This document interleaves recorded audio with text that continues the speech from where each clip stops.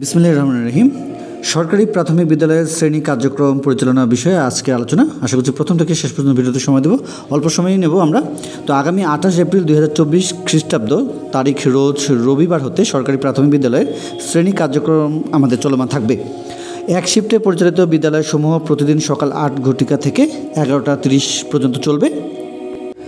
দুই শিফটের পরিচালিত বিদ্যালয়সমূহ প্রথম শিফট সকাল 8 ঘটিকা থেকে 9:30 ঘটিকা এবং দ্বিতীয় শিফট 9:45 থেকে 11:30 ঘটিকা পর্যন্ত চলমান থাকবে।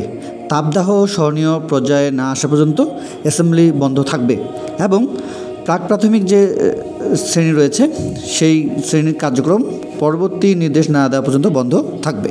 তো এই অবস্থায় গণপ্রজাতন্ত্রী বাংলাদেশ সরকার প্রাথমিক ও গণশিক্ষা মন্ত্রণালয় এটি বিদ্যালয় 1 অধিশাখা থেকে এটি প্রচার করা হয়েছে। আমরা এইভাবে আমাদের ছোটো সময়দের প্রস্তুতিগুলো নেওয়ার চেষ্টা করব এবং স্কুলে পাঠানোর চেষ্টা করব, যাতে করে সরকারি প্রাথমিক বিদ্যালয়ে যারা পড়াশোনা করছে এইভাবে যেন স্কুলে যেতে পারে।